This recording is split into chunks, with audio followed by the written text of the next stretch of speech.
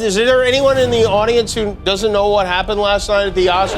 Last night's slap at the Oscars. One joke made by Chris Rock definitely did not go over well with Will Smith. I don't give two craps what people feel about this bald head of mine, because guess what? I love it.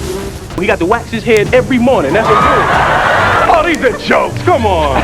My daughters came into the house and said, "Daddy, how come I don't have good hair?" I wonder how she came up with that idea. The moral high ground Power Rangers of social media have come out of the woodworks to attack Will Smith. He assaulted that man. Jada appears to lean forward in laughter after the slap. Yeah, Jada played Will.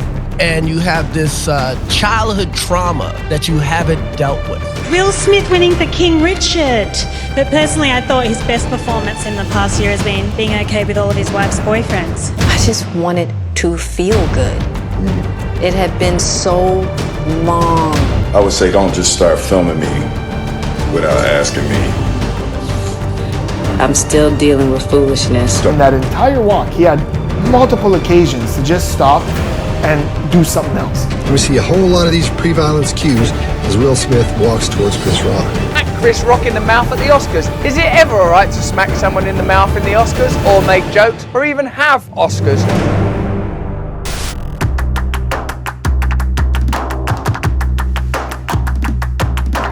Oh, hi there. Hello, hello, hi. It's my face again. Swoop! Everyone sing it now. Swoop, swoop, swoop, swoop, swoop, swoop. Wow, hi, hello, hi friends. Here we are, another day, another problematic celebrity disaster that has left the internet in a dumpster fire of despair, or as I like to call it, troglodyte asshattery. This was not the video that I had planned. I was going to post part 2 on Jack Wright and the Sienna situation, but this Will Smith, Jada, Chris Rock situation blew all over the internet, and I have seen so much misinformation around this that I wanted to research all of the angles that I could and present them to hopefully try and dispose of some of the bullshit. So, you know, strap in, clear your pores, call your accountant, whatever you gotta do, honey, because the bitch is back. Petty University, do I need to say it? Class is in session. Because as y'all know, petty is my love language, and I got a lot of love to give today. Now, I'm gonna break this down into 3 parts: the downward spiral leading up to the joke, the slap heard round the world, and the consequences of non-accountability. And full transparency, like, I did personally know Chris Rock for a period of time in my life. I say did because we haven't kept in touch in a while, as, you know, life happens, but he was always an extremely thoughtful and very intelligent person when we hung out, and I just want to be transparent about that. That does not affect my opinion of this situation, but just wanted to be honest there. So we're gonna dive into all of this, but real quick, I have a couple very exciting announcements. I think I need a kitty for this. Here we go. First, y'all, I am so excited because Petty University Apparel Season 2, the sophomore spring-summer collection, is launching very soon. Are you excited? If you think the first collection was dope, honey, wait until you see the new, okay? We stay ready for Petty this summer, and I cannot wait. Okay, we are gonna dive in, but real quick, I wanna give a huge thank you to today's sponsor, Casetify. Y'all, I am so freaking excited to show you my new phone cases. Ta-da! Now, if you don't already know, Casetify makes the best, most protective phone cases that are fully customizable, super cute, and ridiculously protective. Oh my gosh, I love this so much. It's a little alien cat who is beaming up a mouse from outer space. As many of you know, my sweet, beautiful love of my life kitty who passed away a year ago, her name was Alien, and come on, alien, cat, mouse, come on, I had to. And it's got this like neon sand inside. I also got this really fun like cartoon graphic one. I also got this neon one, and y'all, I customized it with my signature phrase. So literally next time I'm minding my own business and someone comes up to me trying to be messy, I'll be like, what in the whole grain audacity? Their new Impact and Ultra Impact cases are made of 65% recycled and plant-based materials, come in 100% recyclable packaging. The Impact case gives you 6.6 feet of drop protection, and the Ultra Impact case gives you 9.8 feet drop protection with their Chi-Tech shock absorbing technology. And these cases are also wireless charging and 5G compatible. And you can customize them, like put your name on it if you want, choose your favorite font, and design to make it unique to you. And they also make amazing gifts for friends and family. And everyone say hi to Pork Chop. You got your own phone case. Look, honey, would you like to make a call?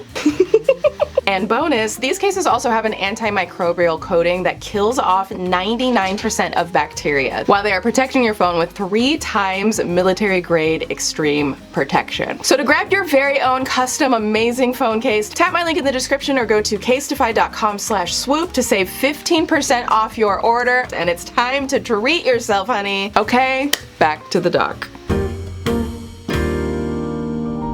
And you know what? Wait, hold up really quick, okay? So I know that this is about the Academy Awards, but like, look who got an award too, okay? Y'all, the Streamy Award, the Creator Honor Award that Bailey Sarian gave me, I finally just got the trophy, and the irony is not lost on me. I just wanted to say thank you again with all of my heart to all of you who have been tuning in every single doc, every single video. Your support has meant so much to me. I absolutely love this community that we have. This is just a really nice symbol of sorts of our communities. Okay. Okay, I'm awkward, but let's get back to it. In this time in my life, I am overwhelmed by what God is calling on me to do. And for any of you living in a galaxy far, far away, the Academy Awards just happened, an annual, globally televised and streamed event known for its edge-of-your-seat thrills and mind-blowing entertainment value. Yeah, just kidding. It's usually extremely boring unless you like watching millionaires patting each other on the backs while celebrating their elite little club that no one else is invited to, then I'm sure it's your thing. This what fame look like. This what success look like. This what money look like. This is what it looked like. So during the show, Chris Rock, who's one of the most successful entertainers in the world, came out on stage to present the award for Best Documentary and went off script, as comedians often do, and told a few jokes about some of the nominees. And I mean, he made a joke about Penelope Cruz and Javier Bardem, and then turned around and made a joke about Jada Pinkett Smith. Jada, I love you. G.I. Jane 2, can't wait to see it. All right? Now, keep in the back of your mind that Chris Rock hosted the 2016 Oscars, where he also made a joke about Jada at that time. Jada says she's not coming. Jada boycotting the Oscars is like me boycotting Rihanna's panties. I wasn't invited. We'll get to that. But after Chris Rock made the G.I. Jane joke, Will Smith and others laughed, but Jada noticeably rolled her eyes and her entire physical state just changed. Like, she went from very relaxed to visibly annoyed or upset. And I want you to look at what happens to her the moment that joke is told. G.I. Jane 2, can't wait to see it. All right? We see for a moment that she kind of politely smiles and laughs. She was sitting there very comfortably. Her hands were resting on her legs. And the moment that happens, they come together like this, closing in. Always remember, when we see movement in the fingers, this is called digital flexion, and this happens when we're stressed. Her eyes go up, and then they come back down as her head backs up a little, and she just looks at him. The first part is, here we go again. And then she comes down, and the second part of that was disappointment. Now, while Jada was rolling her eyes, the camera cuts back to Chris, who clearly noticed that Jada just wasn't having it, and he sort of excused the joke, saying, That was a nice one, okay. Now, because the camera had cut away from Will and Jada, we don't know what happened in those moments, but everyone is speculating that Will probably saw Jada was bothered, and so Will got up and, as we know, walked straight up to Chris and struck him in what is now known as the slap heard round the world. Uh-oh, Richard! Oh, wow! Wow! Will Smith just smacked the shit out of him. It's been analyzed. We see a whole lot of these pre-violence cues. 1. The entitlement. 2. The privilege. Scrutinized. If a man chooses to protect his wife's dignity with violence, that is entirely on him. If you think that Will Smith slapping Chris Rock was the right way to handle it, you are immature. Yeah, y'all's energy is very weird on this, that y'all think that hitting somebody is normal shit. Praised. First of all, I seen a man stand up for his wife, which we don't see that much anymore. And memed literally all over the world. Oh, wow. Now, attendees say that they had no idea what just happened, and I don't blame them, but it became more clear when Will sat back down and started shouting, "Keep my wife's name out your effing mouth." Keep my wife's name out your f***ing mouth. I'm going to. That was greatest night in the history of television. Okay. And like, you could clearly see how dazed Chris was while still on stage. Like, even after Questlove and team came up to accept their award, like, I can only imagine what Chris was feeling there with no time to process as a victim who was just hit in front of everyone, while simultaneously having to maintain professionalism as he was, you know, still on camera for the world to see. But it's a very complicated and nuanced debate, right? Like, on one hand, we have a man making a joke about a woman, and her husband, who laughed at the joke, responds by striking that man. And on that same hand, we also have a black man possibly insulting a black woman's hair, something we know has been a generational trauma for black women in this country since the dawn of time. We'll get into all of that, honey, okay? Yeah, and then I got into an entanglement with August. That's what I said. A relationship. Yes. Now, there's been this ridiculously trend going around of some men, all up in their bruised male feelings, who've decided to blame Jada for everything that happened. Y'all already know Professor Petty don't stand a damn chance at making it through this without taking us back to Petty University. Like I've always said, Petty is my coping mechanism, okay? Petty is my love language. So bring on the love. Okay, class in session. Now, I'm not gonna dissect Will and Jada's marriage. That is a whole other doc. Let me know if you want me to make that one. But I will say some people think that Jada is mentally abusive to Will, especially when it comes to like almost bragging about her affair with her son's friend August. And what happened? Yeah, and then I got into an entanglement with August. That's what I said. An entanglement? Yes.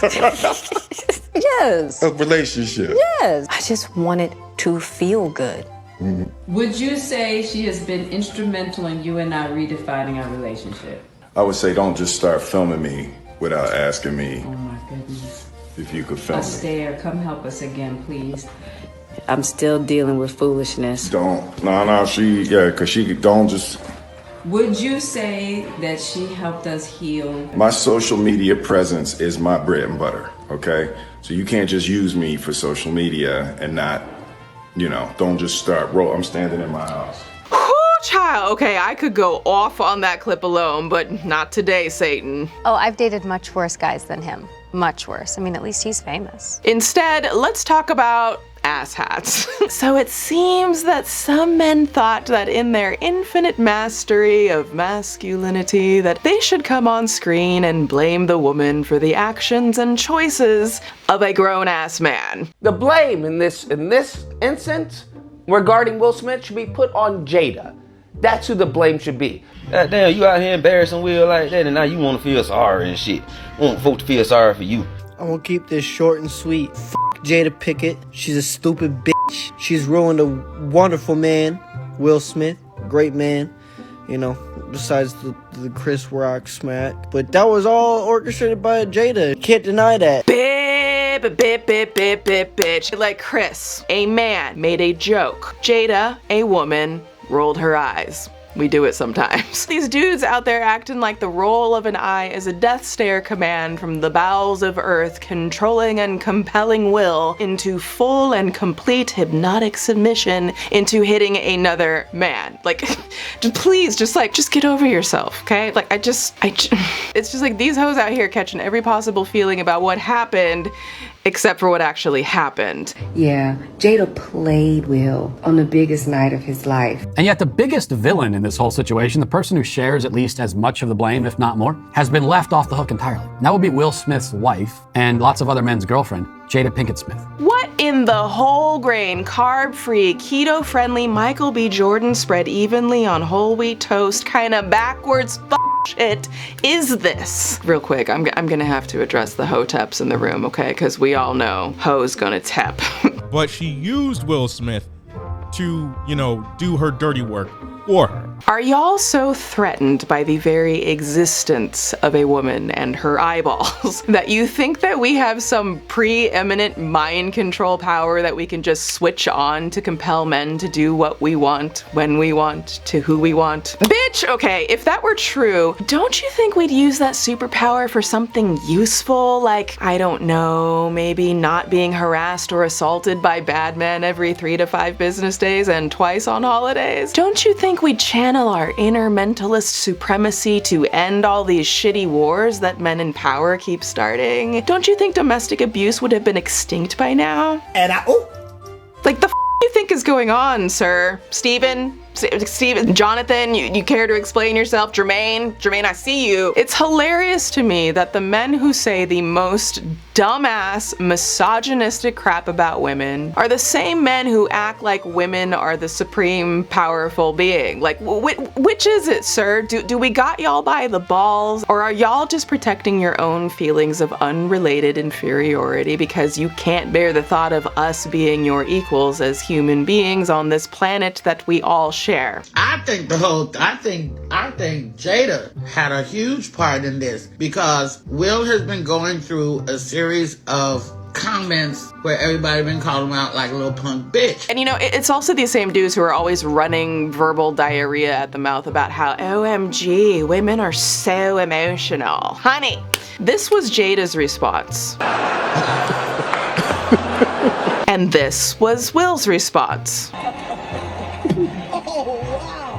I'm being called on in my life to love people. Who's the emotional one? But sure, go off. Oh my gosh, these women, they can't control their emotions. They're so emotional. Everything is wrong in the world. Women, words.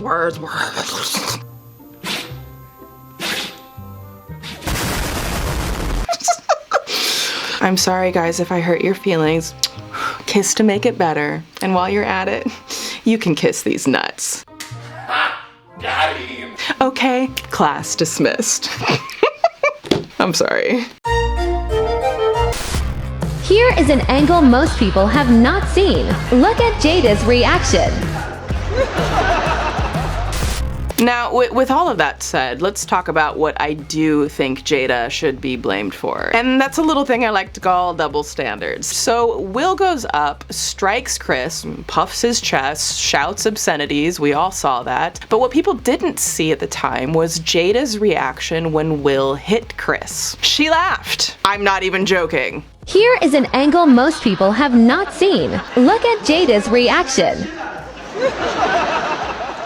So Will strikes Chris, and as he's proudly walking away, Chris, who hasn't had a moment to process, makes a joke. Will Smith just smacked the shit out of him.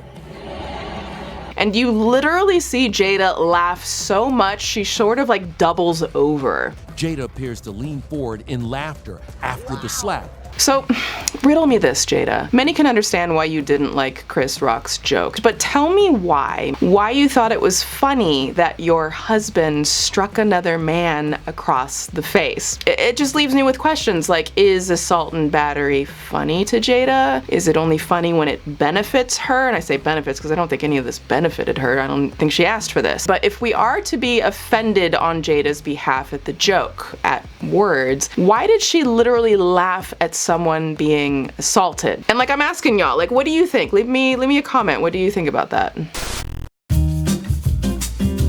Real quick, we have an incredible sponsor, HelloFresh, who I am so stoked to partner with again. I just love them. I don't know about you, but I get in these massive food ruts where I only eat like the same couple of things because child, like, I don't have time to go to the grocery store. I am tired at the end of the day, and now I have to cook? Well, you know what, actually, let's be honest here. A bitch can't cook, okay? There, I said it. But HelloFresh is a game changer. HelloFresh is the best meal kit that delivers delicious foods, easy to follow recipes, and fresh pre-measured ingredients ready to cook right to your front door. That means you have a one-stop shop for all meal and snack needs like focaccia pizza and drool-worthy desserts. And Swoop never says no to desserts, honey. That would be rude. And y'all, stop wasting money on food you ain't gonna eat. HelloFresh's step-by-step recipes are super easy to follow, and the pre-portioned ingredients means no food wasted and saves me tons of time by not having to go to the grocery store so I can have time to do literally anything else. And with their quick and easy recipes, meal prep, never met her. But honestly, y'all, like, the food is just good. Like last night I cooked this brown sugar bourbon chicken with apple pan sauce, garlic mashed potatoes, and zesty green beans. Bitch, I cooked that. Me. Like if I could do it, you know it's legit. HelloFresh offers veggie, pescatarian, and fit and wholesome meals to meet your goals, and you have options for adding, swapping, or upgrading proteins each week. And HelloFresh is up to 72% cheaper than eating out or delivery. So if you want the joy of not having to think about your meals and skipping the grocery store and meal prep, go to HelloFresh.com and use code SWOOP16 for up to 16 free meals and 3 surprise gifts. Oh, we love gifts, child. So go to HelloFresh.com and use code SWOOP16 for up to 16 free meals and 3 surprise gifts, and treat yourself, honey. Okay, back to the doc. Jada, I love you. G.I. Jane 2, can't wait to see it. Alright? Okay, now I want to dig into the joke now and the impact that it has had in regards to conversations around hair and autoimmune disorders. So everyone, gird your loins. All right, everyone, gird your loins. This ain't gonna be pretty, but it will be petty. Ayo! Okay, I'm sorry. I need to tone it down. So Chris Rock's insensitive jokes seem to reference Jada's shaved haircut. Jada, I love you. G.I. Jane 2, can't wait to see it. Now, since most of us weren't born like 100 years ago to even understand the reference, G.I. Jane was a movie where actress Demi Moore shaves her head in the Navy, and she's a supreme badass, looks absolutely stunning, and most consider it an extremely empowering film for women. So a lot of people interpreted Chris's joke as a compliment to Jada. Demi Moore was fierce in G.I. Jane as a bald woman, and Jada looked fierce as a bald woman. And I think a lot of people were confused about Jada's reaction because she has openly and recently said things like this. I don't give 2 craps what people feel about this bald head of mine, because guess what? I love it. Actually, even the hairstyle who did Demi's hair for the film was asked about his thoughts on the joke. Enzo Angelari said he didn't know that Pinkett Smith had alopecia. I thought she looked amazing, so regal. I thought it was a beauty choice. I have never seen her look more beautiful. He added saying that Rock's joke was cute and benevolent. Now, of course, there are finer nuances someone could argue here. For one, Jada didn't shave her hair for a movie role. She shaved it to conceal a medical condition, a very sensitive one. And the stylist commenting is a white man who styled a white woman's hair and doesn't face the same potential criticisms. But I do have to agree on one thing. Jada looks freaking incredible with a shaved head. This look, honey, Miss Jada, please leave some on the plate for the rest of us so we can eat. Okay, a bitch wish she could look that gorgeous with a shaved head. I am in awe. But it's also worth noting that Jada herself said this when she debuted her shaved head. For me, it was a mixture of a spiritual calling and also going, girl, at some point your hairline's gonna be back here. So we might as well just do it now. You look good. I love it.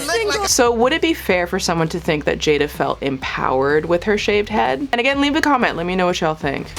Now, let's get into the nuances of the joke. Let's talk about why a joke about Jada's hair is considered by many as insensitive. I'll cover the ones that I think are essential to this whole dumpster fire of a well-dressed shit show. I mean, bow ties were involved, people. Shit is serious. God damn, Jimmy. This some serious gourmet shit. So now let's first understand what alopecia is, as there are many forms with different names, including androgenetic alopecia, otherwise known as person pattern baldness. Then there's alopecia areata, which Jada has, and so on. Now, person pattern baldness is the most common and widely known, which results in permanent hair loss, whereas alopecia areata does not necessarily result in permanent hair loss. Alopecia areata is actually an autoimmune disorder. An autoimmune disease is a condition in which your immune system mistakenly attacks your body. The immune system normally guards against germs like bacteria and viruses. When it senses these foreign invaders, it sends out an army of fighter cells to attack them. Normally, the immune system can tell the difference between foreign cells and your own cells. In an autoimmune disease, the immune system mistakes part of your body, like your joints or skin, as foreign. It releases proteins called autoantibodies that attack healthy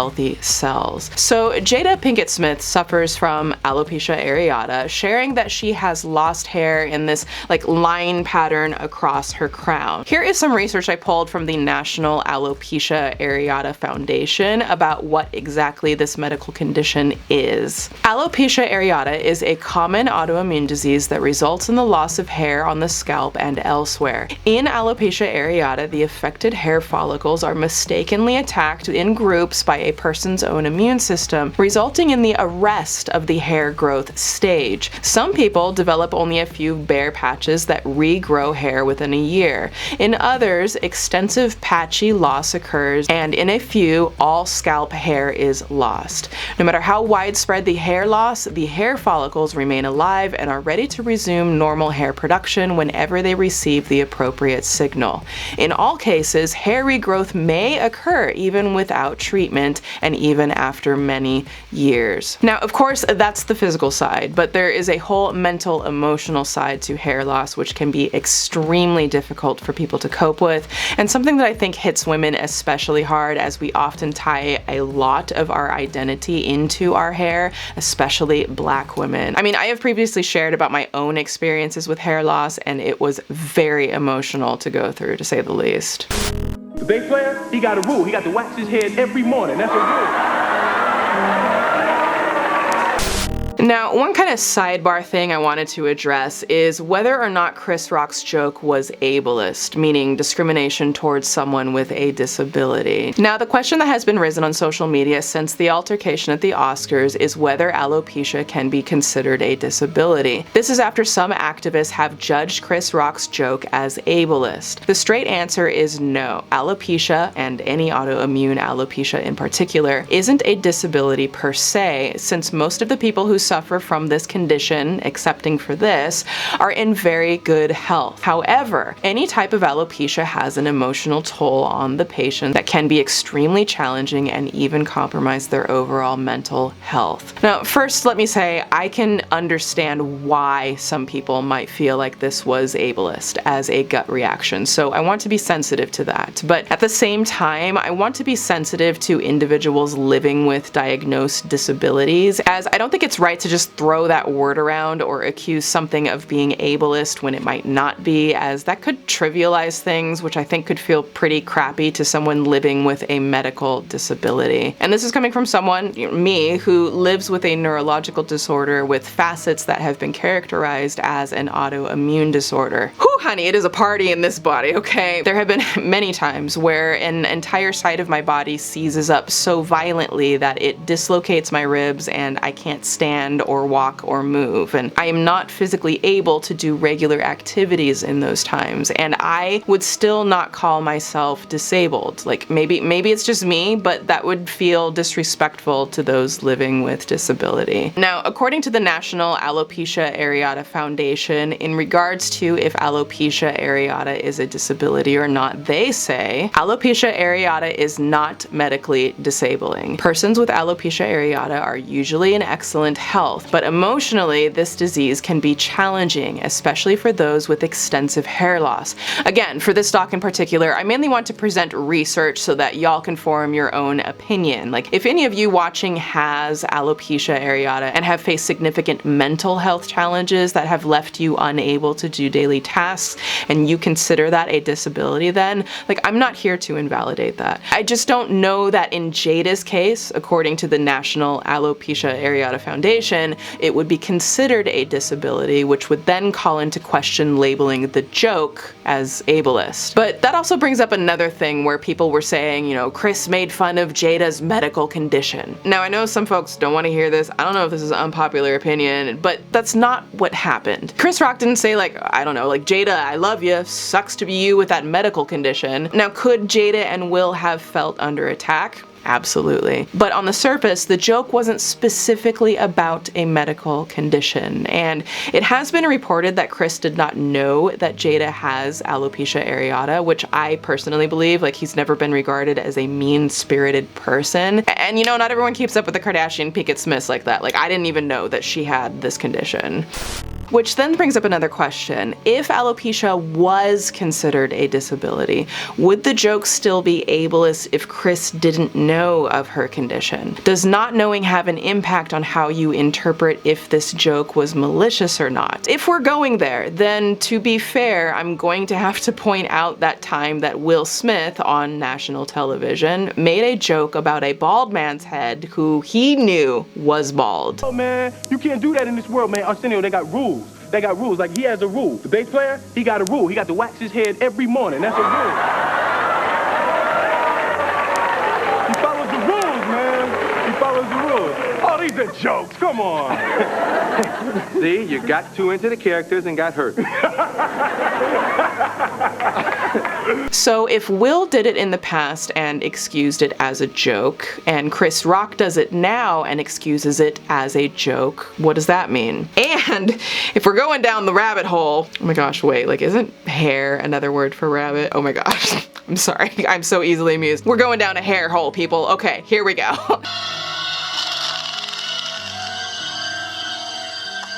If we're going there, what about the fact that bald men have been the brunt of jokes for, like, centuries? What do you call a barber that only works on bald people?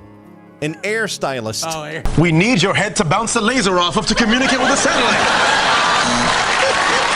And in case those weren't enough exhausting scenarios, let's say that Chris Rock did in fact know Jada was at some point sensitive about shaving her hair off. Here's a video clip that Jada posted to her Instagram literally 5 days before the Academy Awards. I don't give two craps what people feel about this bald head of mine, because guess what? I love it.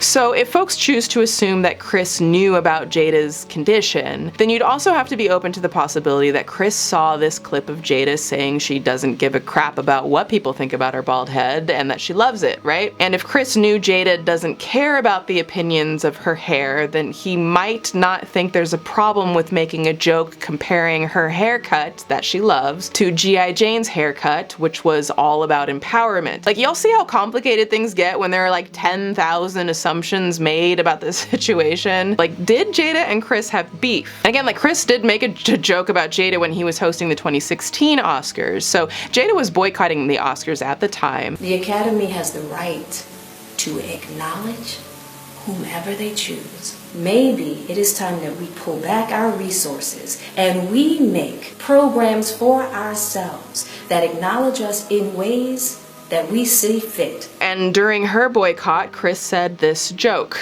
Jada boycotting the Oscars is like me boycotting Rihanna's panties. I wasn't invited. But when asked about that very joke, this is what Jada said. Jada Pinkett Smith reacts to Chris Rock calling her out at the Oscars. We'd love to hear what you have to say about it. I'll leave it to y'all to interpret. I had been talking about shaving my head for a while. It was just time. I was just ready for expression and release. So is it generally an insensitive thing to make a joke about a black woman's hair? It can be. I would say generally yes, but of course that also can depend on the woman, as many women make jokes about their own hair and have no issue with jokes. We should all hopefully know by now that historically, black women have been ridiculed, humiliated, shamed, and been denied equal opportunities in life and our careers because of our natural hair not aligning to the Eurocentric standards of beauty that have permeated everywhere because of a systemic issue of racism. Like, our hair to this day has been weaponized against us, and it's fucking disgusting. But let's take a moment here. Chris Rock himself produced a documentary years ago called Good Hair about the different styles, values, and emotional ties that Black women have with our hair. Just yesterday, my daughters came into the house and said, "Daddy, how come I don't have good hair?" I wonder how she came up with that idea. So like, Chris not only knew the issues, but he was extremely educated on the subject in order to have made his documentary, which he profited off of, okay? He profited off of Black women's hair and our stories. I'm gonna just leave that there. Did y'all know that it is literally legal to discriminate against Black people and people of color for our natural hair in the workplace? So they just signed the Crown Act in California in 2019, which stands for Create a Respectful and Open World for Natural Hair, which is a law that finally makes it illegal to discriminate us for our natural hair. But guess what, child? That law is only in 6 other states. It is the year 2022, and it's still legal to discriminate against us for hair in every other state in this country. Like, bitch. Yes, they deserve to die, and I hope they burn in hell. They literally took this bill to South Carolina, and it did not pass. And I hope they burn in hell! Listen, I'm not advocating for actual violence, but my cartoon self will punch South Carolina straight in the virtual balls for that. Trifling ass bitch. Now, I attended a predominantly white school as a child and used to come home sobbing over what kids said about my hair. I mean, like, here are a few statistics. Black women are 1.5 times more likely to be sent home from the workplace because of their hair. 80% of Black women are likely to have said this: "I have to change my hair from its natural state to fit in at the office." I'm not exaggerating. At every photo shoot and every runway show that I did, the designers and stylists insisted every time that my hair be straightened. Meanwhile, I'd be like, you know, looking over at the girl in the next chair and like see a white girl getting her hair curled. Like, I got natural, lovely curls and y'all deleting them while taking hours to give someone else curls make it make sense. And it wasn't until I was able to stand up and say, screw this, like, y'all hoes gonna get my hair however I decide, that I could embrace my natural self instead of the shame that people constantly forced on me for the beautiful stuff that grows out of my own scalp. But unfortunately, not everyone is able to have that moment, many being young children. 100% of Black elementary school girls in majority white schools who report experiencing hair discrimination state they experience the discrimination by the age of 10. It's disgusting. So if y'all want to like sign the petition to get the Crown Act into law across the country, just go to crownact.com and do so. I think it's absolutely absurd that I even have to ask for a law to be put into place so that we can have hair, but like,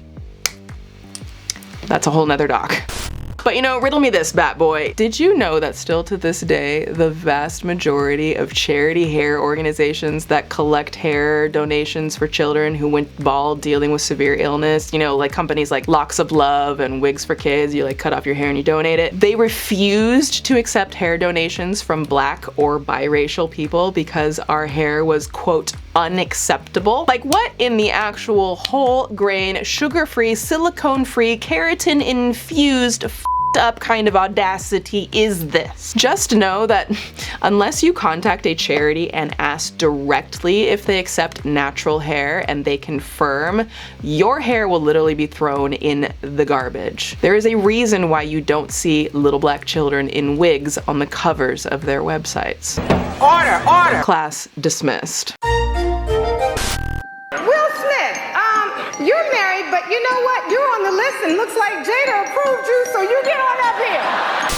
Now, let's take a moment and play a little game of role reversal. So let's pretend that everything happened the exact same way. The exact same joke was made, Jada was upset, and Will walked up and hit the presenter. But this time, let's pretend that Chris Rock was actually one of the Oscar hosts. Now, there were 3 of them that night: Wanda Sykes, Regina Hall, and Amy Schumer. Let's pretend that Regina Hall was actually the one who made the joke. Actually, Regina Hall earlier made a joke about Jada's affair and her and Will's marriage. Will Smith, you're married, but you know what? You're on the list and looks like Jada approved you, so you get on up here. This was a very targeted joke about Jada and Will's marriage and infidelity in front of all their peers and the world, and apparently Jada and Will thought it was hilarious. Get on up here.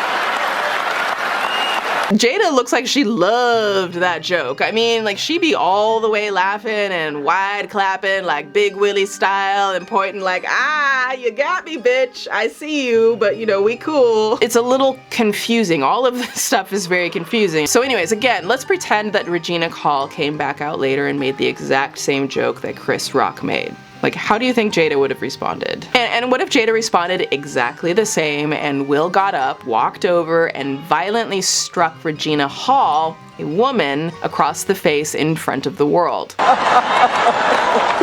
Oh, wow!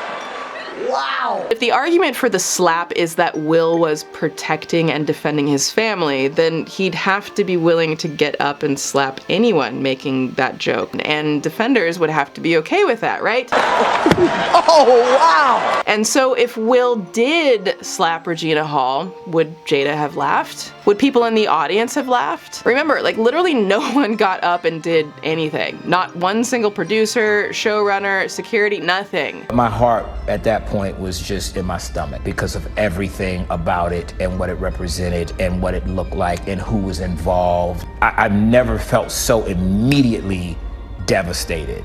You know, I'm willing to guess that if Will Smith smacked the shit out of a woman, that he would have been dive tackled by security and forced off the premises. And let's also not forget that Will Smith is an expertly trained fighter. He heavily trained for his role as Muhammad Ali, aka the world's greatest fighter of all time.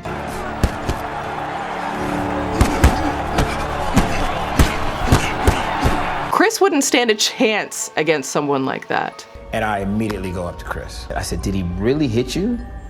And he looked at me and he goes, yeah.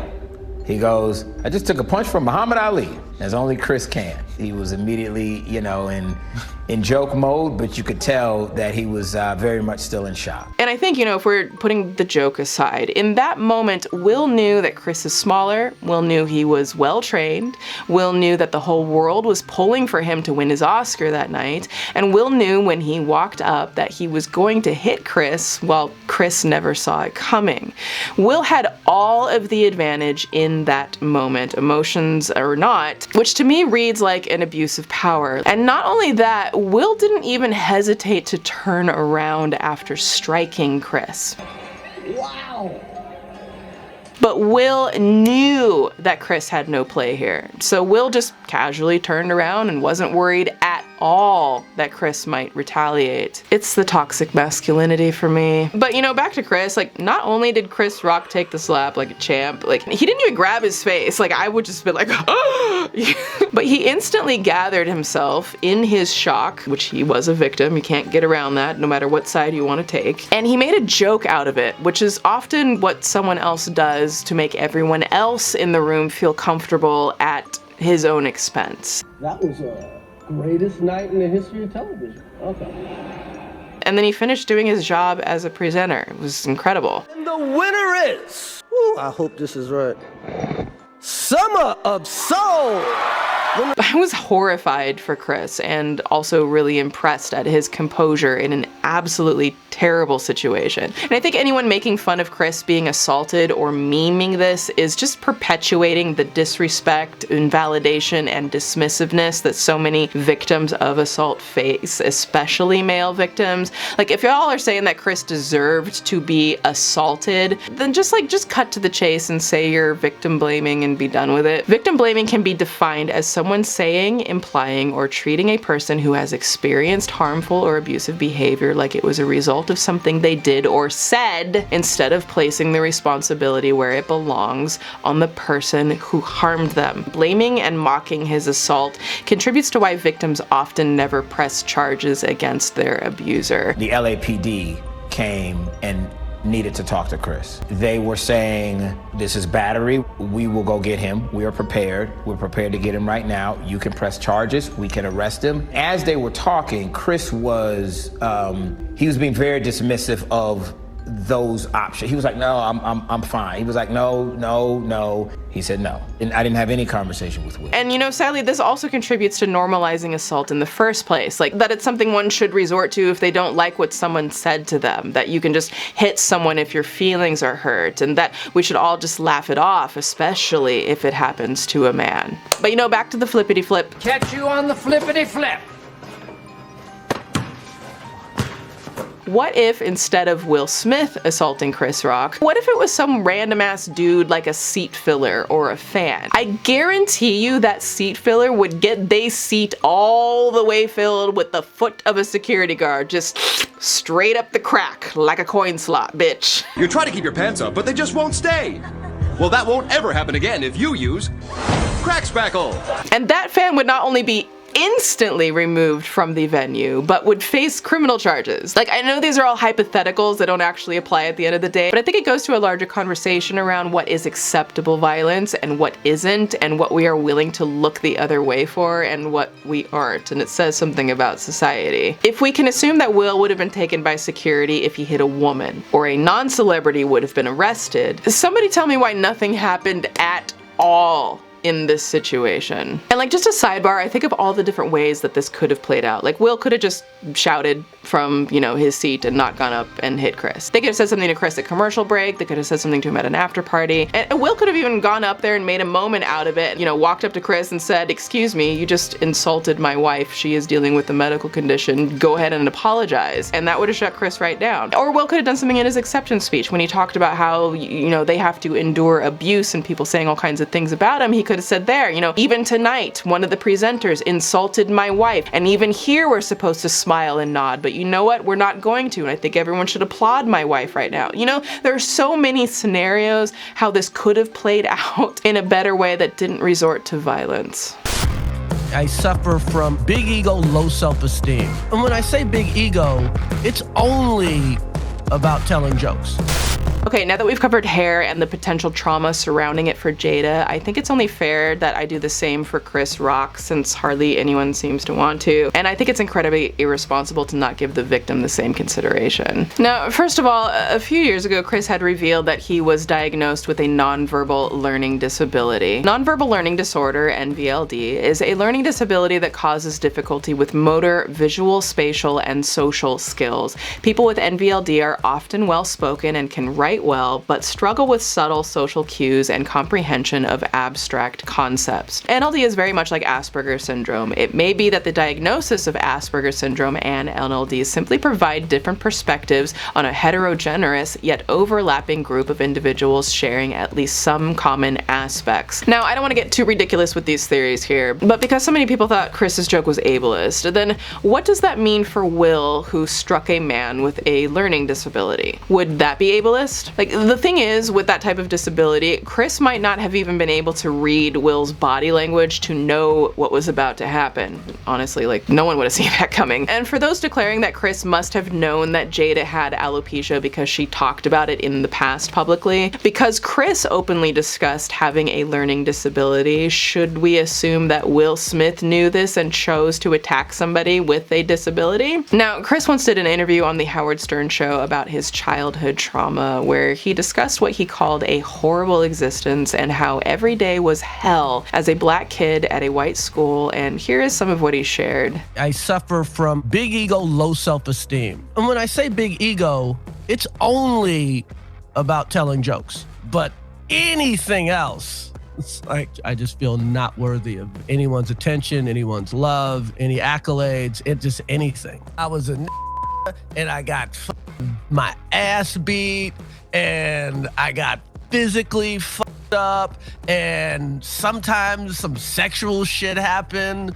and yeah, like, I wasn't rape, but rape-ish. In another interview, he talked more about being bullied. When I was, my childhood, I was bullied ridiculously. Half of it, the bullying, is because I was just a little guy. And then I got bused to school, so I was a little guy and I was black. I'm getting double bullied. So imagine then Chris, who's processing lifelong trauma of being ruthlessly assaulted and SA'd as a kid, busts his ass for decades to build incredible success in a historically racist, predominantly white entertainment industry where he's often the only black man in the room, garners the respect of his peers, and is assaulted not only by another black man who faced similar battles of racism to be an actor, but is assaulted in front of all of Chris's peers, family, and the world for doing the one thing that was essentially his survival tool, telling jokes. Imagine how humiliating, confusing, triggering, and traumatic that might have been for Chris, the victim of assault. Just like Jada may have been humiliated, we also got to think about Chris. That's why the violence doesn't help anybody. And he said something else very telling. One day, a guy really disrespected me really bad, kind of like kicked sand on my face in front of girls and shit. I went home, I put a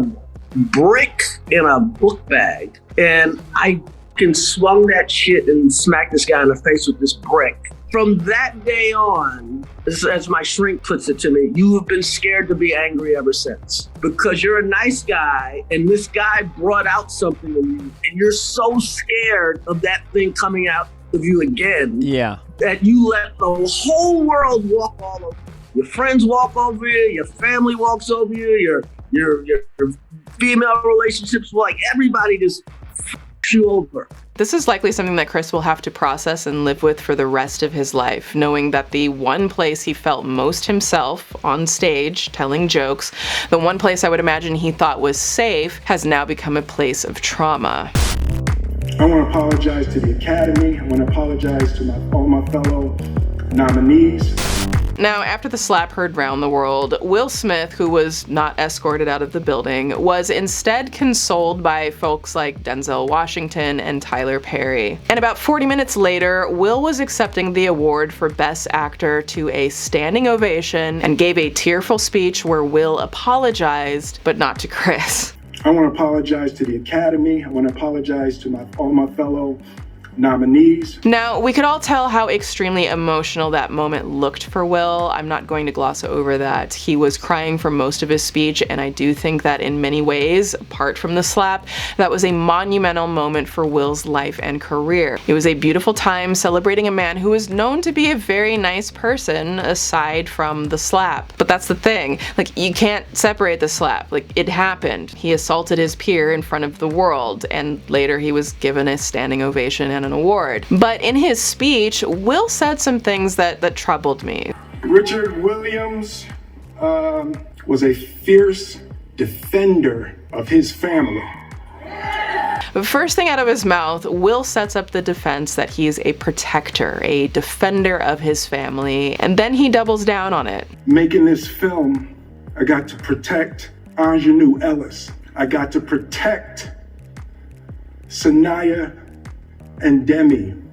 Now, I don't know if Will had planned to say this before assaulting Chris, or if that's what he came up with after, or maybe his publicist. What bothers me the most is that Will used Richard Williams' name, a man who had nothing to do with the slap, as a sort of co-signer of what Will had done without Richard's permission.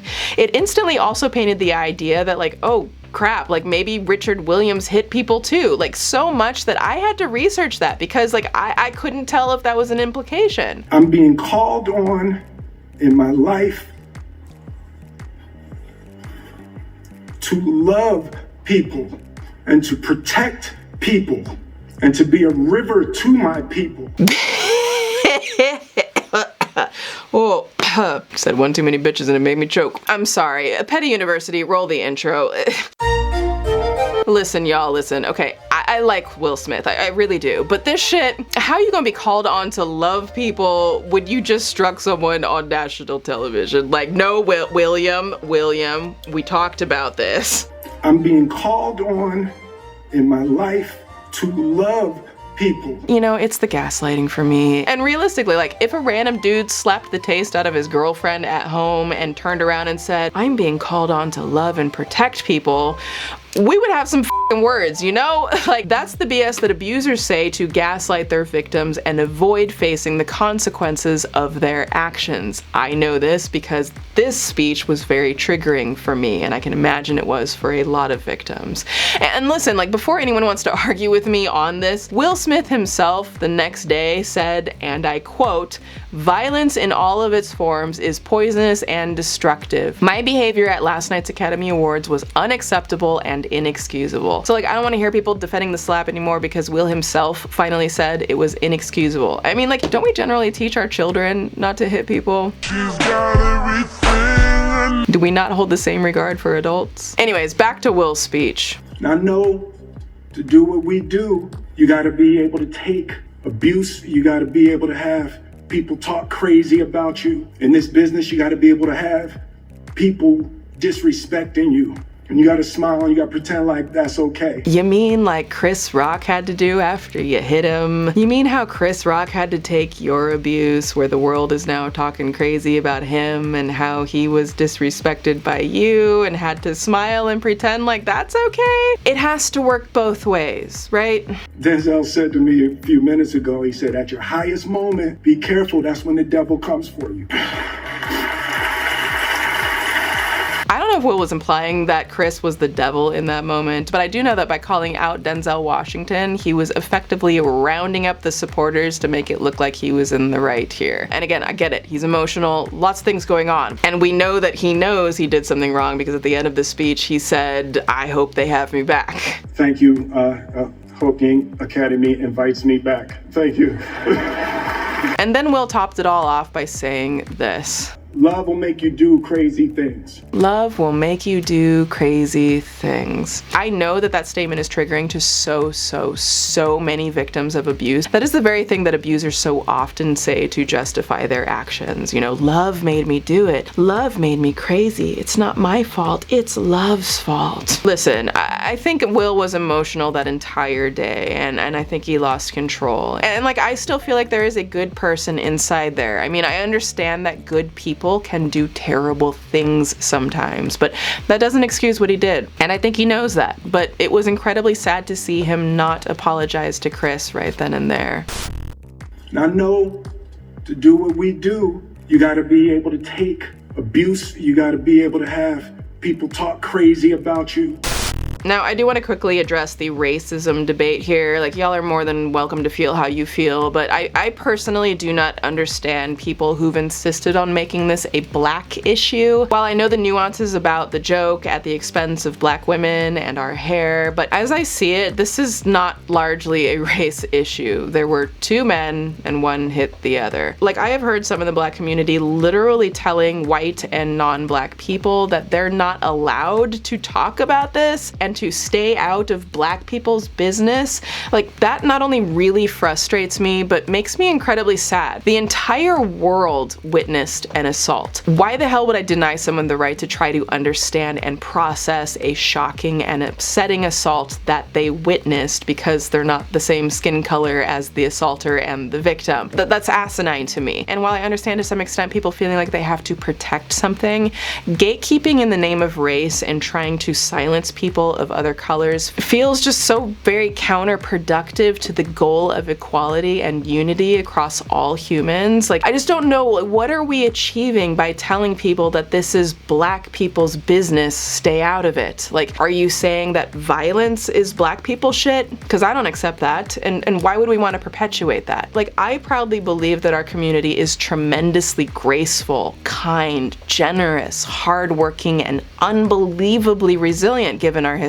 So why would you take an assault and act like it's exclusive to black people? I say this with love, but like, that just doesn't sit right with me. And again, I get it. I know there is generational trauma at play with regards to hair, but what about Chris's generational trauma? What about the trauma that he will now have to live with the rest of his life, and potentially Jada, because Will's actions made this stick to her forever? I don't think we can use one trauma to try and invalidate another. It's not a competition. And you have this childhood trauma that you haven't dealt with. And you think you've dealt with it because you're on the radio and you talk about it and you made a lot of money. And I think I've dealt with it because I can write jokes about it. But I never dealt with it. For what it's worth, in my opinion, if you witnessed violence, if that confused you or triggered you or made you feel something, I believe you have the right to an opinion on what you witnessed. I personally don't want to exclude anyone from this conversation. If the goal is to stop normalizing violence, to educate about Black women's hair,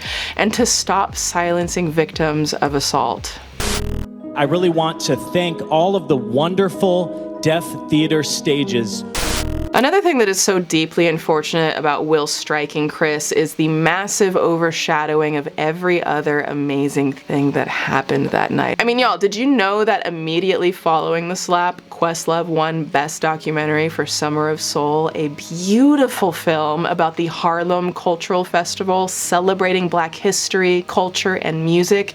It is a gorgeous film. Did you know that the producer, Will Packer, led the first all-Black production team, and that Wanda Sykes, Amy Schumer, and Regina Hall made history as the first all-women team to host the Oscars? Did you know that Coda star Troy Kotsur is now the second deaf performer to win an Oscar, and he gave a beautiful speech? I really want to thank all of the wonderful deaf theater stages where I was allowed and given the opportunity to develop my craft as an actor.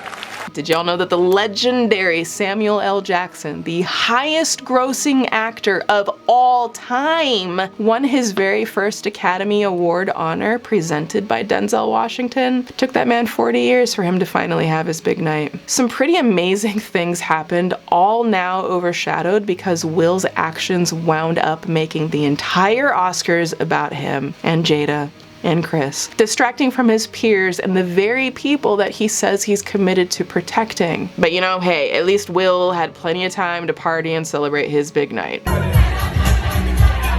And of course there's the Williams family. This was supposed to be a beautiful moment for Richard Williams' legacy, and instead they had to issue statements about violence. I think this just underscores in a non-confrontational way just how far-reaching the ripple effects of assault of any kind can be, not just to the victim, but to their family and to anyone who witnesses it.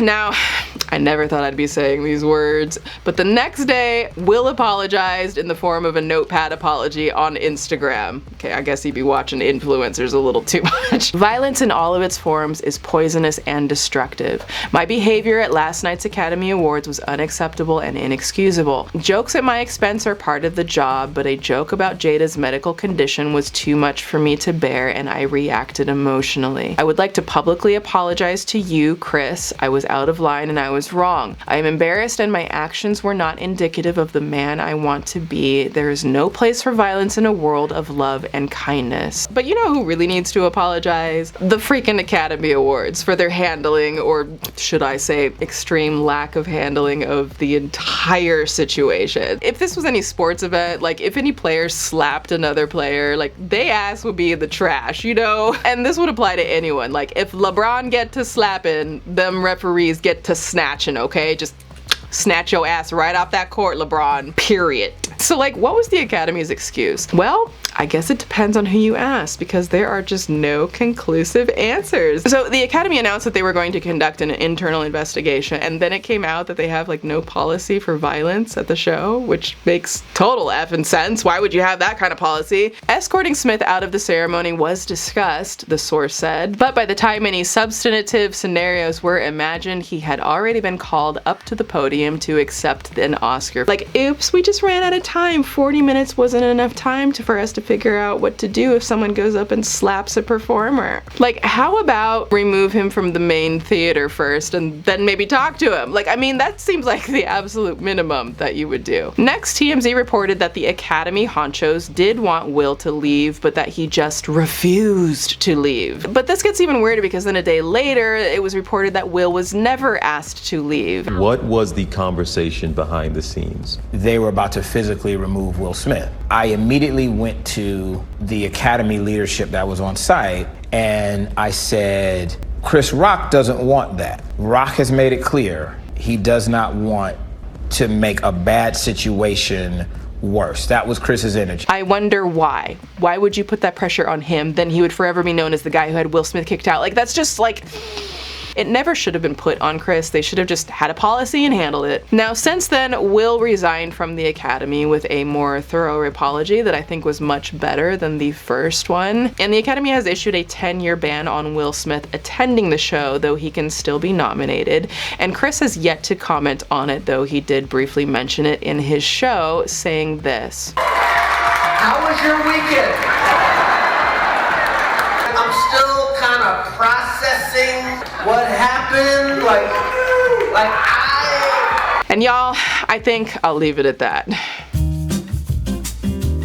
Oh, hi, honey. Oh, pork chop is so sleepy. Y'all, again, I am so excited to say that the official Petty University Season 2 Spring Summer Apparel is about to launch. Y'all are gonna absolutely love the new collection. I have been working super hard putting it all together. We got new apparel and accessories coming, so get ready. And just so you know, the items from the first launch that are currently in the Petty University apparel store might be going away. You might want to grab it before it's gone. And as always, please do follow me on Instagram and tag me with your outfit so I can repost your Petty University looks. Are you giving the camera looks? Are you serving face right now? No, you serving sleep. You serving straight snoozes.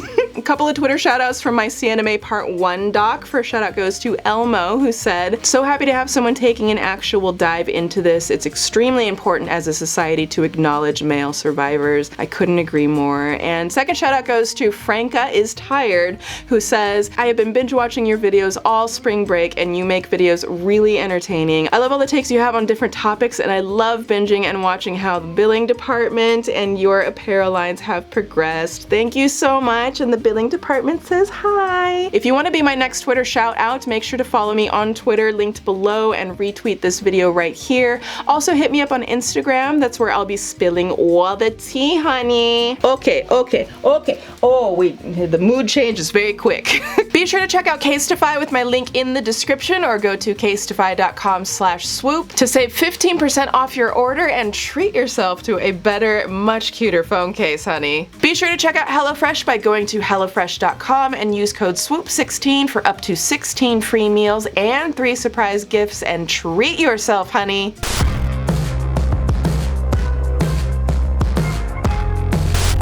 People keep asking, was the slap justified? And to that I say, you gotta answer that yourself. Like, do you think unprovoked violence is ever justified? Is it warranted? I believe several things can be true at once. I personally believe that physical violence that is not the result of self-defense is unjustified, and making jokes about a black woman's hair when you know better is a jank-ass thing to do. Now, people say, well, words are a form of violence, and no, like, they're not, like, realistically. I know that is a trendy catchphrase. I have used it myself, but at the end of the day, obviously they are different things. Now, can words sometimes have longer lasting pain than physical violence? Of course, but they're still very different actions. I personally don't need men standing up defending women with random acts of violence. Like, I need violence in the form of laws being passed and educational reform that spends more time teaching boys at a young age that girls are their equals as humans, not just objects to be owned or abused or used as every punchline to boost their egos. Like, I need violence in the form of equal pay and believing victims. Like, that's the kind of violence that I want in this world. Now, to Jada, I hope she finds some healing and strength in knowing that she is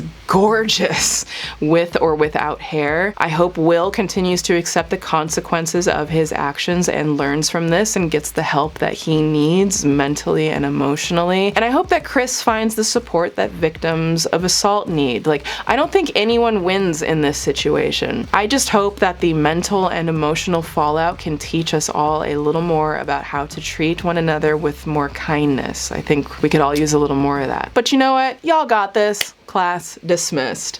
Swoop!